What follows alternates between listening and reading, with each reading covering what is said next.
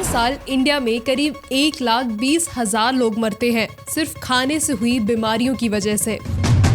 पर इन बीमारियों का राज सिर्फ वो नहीं है जो आप बाहर खा रहे हैं, बल्कि वो है जो आप घर पर बना के खाते हैं। वो दूध जिसे आप कैल्शियम का सोर्स समझ रहे हैं, वो पनीर जो आपको प्रोटीन दे रहा है, और वो घी जो आपको मजबूत बना रहा है, सब नकली है।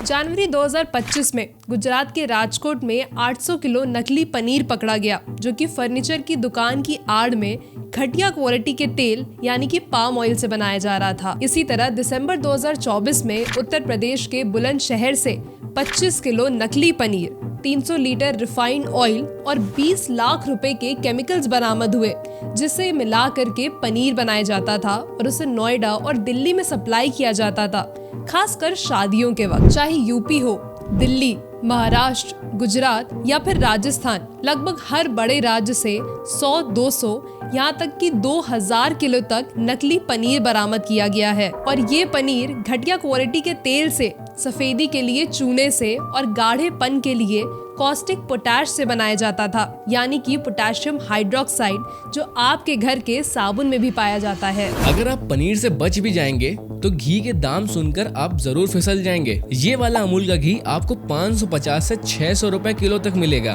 और ये वाला अमूल का घी आपको 240 रुपए किलो तक मिलेगा। बस फर्क ये है कि ये 600 वाला घी टिन के डिब्बे में आएगा और ये 240 वाला गत्ते के डिब्बे में। अब ऐसा इसलिए क्योंकि अक्टूबर 2024 तक उत्तर प्रदेश के हाथरस में ये नकली घी बिक रहा था बड़ी ब्रांड की फेक पैकेजिंग के अंदर। और आपको बता दें कि उत्तर प्रदेश अपने डेयरी प्रोडक्ट्स के लिए काफी मशहूर है, स्पेशली घी के लिए। पर ये नकली घी बनाया जा रहा था हाइड्रोजनेटेड वेजिटेबल ऑयल से। ये वही पदार्थ है जो क्रीम और बॉडी लोशन में इस्तेमाल होता है। और हाथरस में ये नकली घी बड़ी ब्रांड की पैकेजिंग और नाम के साथ लोगों को सस्ते दामों में बेचा जा रहा था। लेकिन पता है ये मुद्दा सामने कब आया? जब सितंबर में साउथ के प्रमुख मंदिर तिरुपति टेम्पल में जो घी जाता था प्रसाद के लिए, लोगों को उस पर शक हुआ और ये बात फैल गई कि इस घी में जानवरों की चर्बी यूज होती है। यानी अगर ये बात नहीं उठी होती तो शायद हाथरस के ये घी का नकली कारोबार कभी सामने ही नहीं आता। यहाँ तक कि जयपुर में 1000 किलो नकली घी पकड़ा गया था, जो सरस ब्रांड के नाम से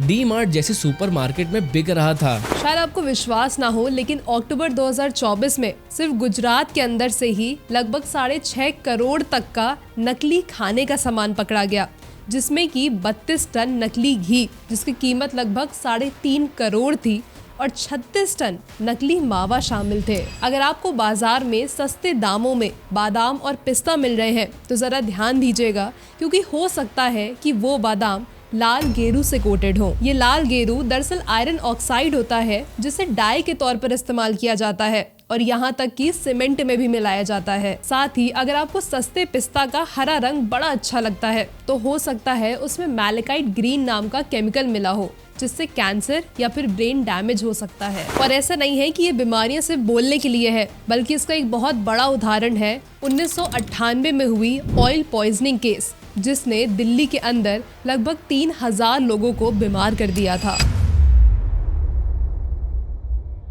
1998 में दिल्ली के उत्तर नगर इलाके में 2 लोग सरसों का तेल का कारोबार करते थे और जो वो तेल बनाते थे उसके अंदर आर्जीमोन ऑयल मिलाते थे। अब आर्जीमोन ऑयल दरअसल सत्यानाशी नाम के फूल से बनने वाला तेल है, जिसे ज्यादातर पेस्टिसाइड यानी कीटनाशक दवाओं में इस्तेमाल किया जाता है। ये इतना ज्यादा खतरनाक है कि इसकी कम मात्रा भी इंसानों तक पहुंच गई तो इससे एपिडेमिक ड्रॉपसी नाम की एक बीमारी हो जाती है। और यही हुआ था दिल्ली में। उत्तम नगर में सरसों का तेल बनता था, जिसके अंदर आर्जीमोन ऑयल होता था और ये सारा तेल दिल्ली में कई जगह सप्लाई भी होता था, यहाँ तक कि बड़ी ऑयल मिल्स में भी। फिर इस सरसों के तेल की वजह से दिल्ली में एपिडेमिक ड्रॉपसी नाम की बीमारी फैल गई, जिसमें लगभग 3000 लोग बीमार पड़े और 60 लोगों की जान तक चली गई। लेकिन जो लोग ये तेल बना रहे थे उन्हें तो सिर्फ 2 साल की सजा हुई।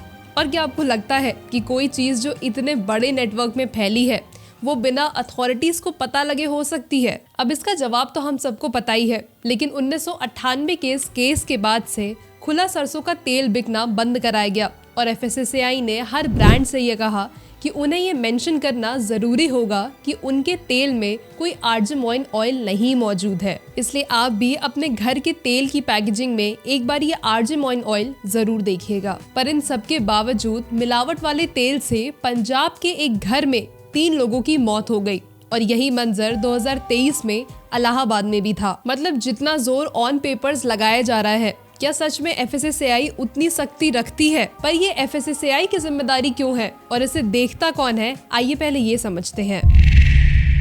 आपने अक्सर पैकेट फूड्स के पीछे FSSAI का ये मार्क देखा जरूर होगा। ये वही डिपार्टमेंट है जो तय करता है कौन सा फूड सेफ है और कौन सा नहीं। पर इस पर आने से पहले आपको फूड सेक्टर के 2 सरकारी मंत्रालय के बारे में बताते हैं। पहला, ministry of health and family welfare यानी स्वास्थ्य और परिवार कल्याण मंत्रालय, और दूसरा ministry of food processing industries, जहां फूड प्रोसेसिंग वाली मिनिस्ट्री का काम ज्यादातर किसानों और मशीनों से जुड़ा होता है। वहीं मिनिस्ट्री ऑफ हेल्थ का काम होता है देश के नागरिकों के स्वास्थ्य का ध्यान रखें। अब जो FSSAI है उसका फुल फॉर्म होता है food safety and standard authority of India और ये आती है स्वास्थ्य मंत्रालय के अंदर। FSSAI ही वो डिपार्टमेंट है जिसका काम होता है कि खाने के प्रोडक्ट की सेफ्टी को देखे और कहीं कोई मिलावट तो नहीं कर रहा या कहीं कोई केमिकल इस्तेमाल होते हैं तो उसे बंद किया जाए और लोगों को जागरूक करे कि वो गलत खाने को कंज्यूम ना करें। शॉर्ट में कहें तो जिन भी पैकेट्स में आपको FSSAI का ये मार्क दिखता है उन प्रोडक्ट को सेफ माना जाता है। प्लस हर रेस्टोरेंट, ठेले, गवर्नमेंट स्कूल की कैंटीन को भी ये फूड सेफ्टी लाइसेंस लेना जरूरी है। पर अगर एक बार ये लाइसेंस ले लिया गया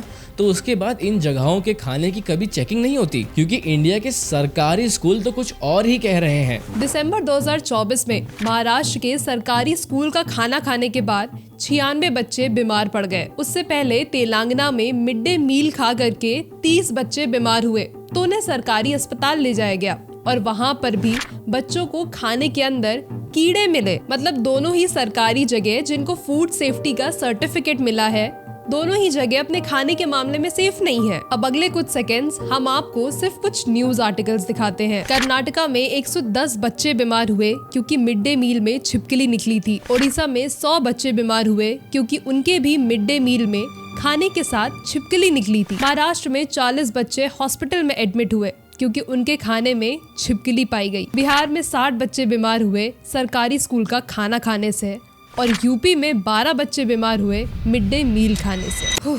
मैं शायद बताते बताते थक जाऊं, पर ये न्यूज़ शायद खत्म नहीं होगी क्योंकि हर साल करीबन 500 बच्चे बीमार होते हैं सिर्फ सरकारी स्कूल का खाना खाने से। तो क्या स्कूल्स को सिर्फ एक बार फूड सेफ्टी का सर्टिफिकेट देना काफ़ी है? क्या FSSAI का सर्टिफिकेट इस बात का प्रमाण है कि स्कूल्स और हॉस्पिटल्स में कभी भी खराब खाना नहीं मिलेगा? क्या इन सभी जगहों के खाने को दोबारा जांच की जरूरत नहीं पड़ती? यमुना नदी में अमोनिया है या नहीं है, मिनिस्टर्स जितनी ऊंची आवाज से इस बात के लिए लड़ रहे थे, क्या उतनी ही बुलंद आवाज खाने में हो रही मिलावट के लिए नहीं उठाई जा सकती? क्योंकि ये वोट नहीं दिलाएगा। पैसों की छानबीन के लिए जितनी रेड्स होती हैं उतने ही छापे रेस्टोरेंट्स, गवर्नमेंट स्कूल्स, हॉस्पिटल्स और फैक्ट्रीज पर क्यों नहीं पड़ते? क्यों हर शहर में कई सब यूनिट्स नहीं बनाई जाती जो हर जगह की खाने की देखरेख कर सके? कुछ समय पहले उत्तर प्रदेश सरकार ने ये सुझाव दिया था कि हर फूड आउटलेट और रेस्टोरेंट के बैनर पर उनको चलाने वाले और वहाँ के ओनर का नाम भी होना चाहिए। पर क्या सिर्फ एक स्पेसिफिक नाम का इंसान ही खाने में मिलावट कर सकता है? या फिर इसका मतलब ये कि हमें फूड सिक्योरिटी से ज्यादा लोगों का नाम देख करके खाना खाना चाहिए? भारत के वो मंत्रालय जो कि खाने और लोगों के स्वास्थ्य के लिए जिम्मेदार है, आखिर उसमें कोई डॉक्टर या फिर न्यूट्रिशनिस्ट क्यों नहीं है? जिन गलियों की दीवारों और खम्बों पर पार्टीज के प्रचार के पर्चे लगते हैं, क्या वहाँ पर फूड सेफ्टी की अवेयरनेस फैलाने के पर्चे नहीं लग सकते? आखिर कब आएगा वो दिन जब अथॉरिटीज अपनी पावर्स का इस्तेमाल सिर्फ लोगों को आश्वासन देने के लिए नहीं बल्कि उन्हें खाने की मिलावट से बचाने के लिए भी करेंगी? खुद सोचिए, आज हम सबको पुलिस का, एम्बुलेंस का, फायर ब्रिगेड का नंबर याद है, पर खतरनाक खाने की कंप्लेन कहाँ करनी है? आखिर हमें इस बारे में पता क्यों नहीं है? अब सरकार आपको ये सब बताए ना बताए, पर हम जरूर बताएंगे कि अगर आपको खाने से जुड़ी कोई कंप्लेन करनी हो तो आप या तो FSSAI की वेबसाइट पर जाकर वहां पर अपनी कंप्लेन दर्ज करा सकते हैं या फिर अपने एरिया के लोकल फूड सेफ्टी ऑफिसर को कांटेक्ट कर सकते हैं, जिनका कांटेक्ट नंबर आपको गूगल पर मिल जाएगा। अब अगर आपको हमारी ये वीडियो जागरूकता के लायक लगी हो तो इसे बाकी सबसे शेयर करके उन्हें भी खाने में हो रही मिलावट से जरूर बचाइएगा। और हम मिलेंगे आपसे अगली वीडियो में।